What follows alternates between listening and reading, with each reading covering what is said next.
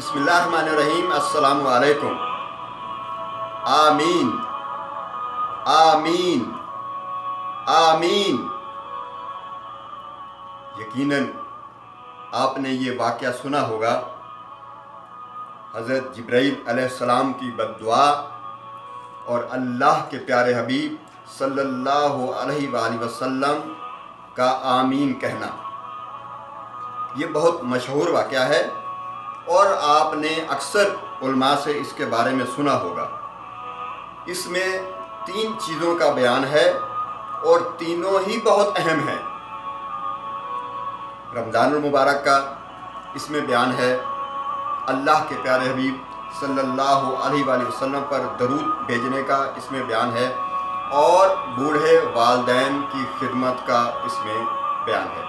یہ تینوں چیزیں اس میں بہت اہم ہیں، اور آج ہم جس کے بارے میں بات کریں گے وہ تینوں میں سے ایک، جس ماہ مبارک سے ہم گزر رہے ہیں، رمضان المبارک سے، اس کے بارے میں بات کریں گے کہ آپ صلی اللہ علیہ وسلم خطبہ دینے کے لیے ممبر پر تشریف لے آئے۔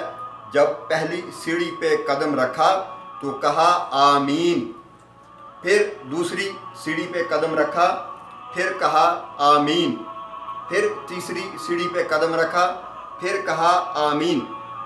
تو جب آپ صلی اللہ علیہ وسلم خطبہ سے فارغ ہوئے تو صحابہ کرام نے پوچھا کہ یا رسول اللہ صلی اللہ علیہ وآلہ وسلم، آج ایک الگ ہم نے معاملہ دیکھا ہے کہ جب آپ سیڑھیوں پہ چڑھ رہے تھے تو آپ نے 3 بار آمین کہا ہے، اس کی کیا وجہ ہے؟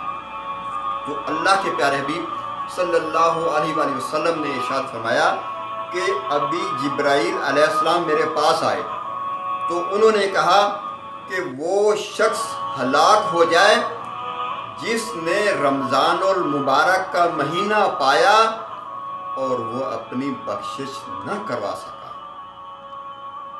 باقی بھی 2 جو ہیں چیزیں ہیں، معاملات، ان میں ڈیٹیل میں بات ہونی چاہیے، وہ الگ ایک ٹاپک ہے، لیکن آج ہم جس کے بارے میں بات کریں گے وہ یہ ہے کہ حضرت جبرائیل علیہ السلام یہ بد دعا کر رہے ہیں اس شخص کے لیے کہ جو رمضان المبارک کا مہینہ پاتا ہے اور اللہ سے اپنے گناہوں کی بخشش نہیں کروا سکتا۔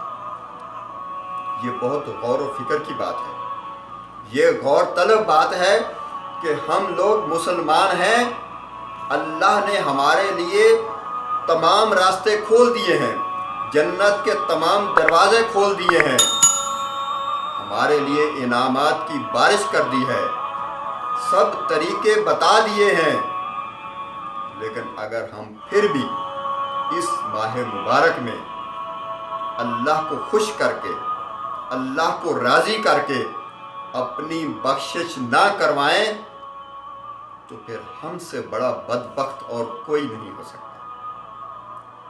یہ وقت معلوم نہیں دوبارہ آئے گا کہ نہیں آئے گا۔ یہ اتنا قیمتی وقت ہے کہ ہم اس کا اندازہ ہی نہیں کر سکتے۔ ہمیں چاہیے کہ اپنے گناہوں کی بخشش طلب کریں، جیسے بھی روزے رکھ کے، قیام کر کے، قرآن کی تلاوت کر کے، دعا کر کے، جو بھی طریقہ آتا ہے آپ کو، اللہ کو راضی کیجئے اور اللہ سے اپنے گناہوں کی بخشش طلب کیجئے۔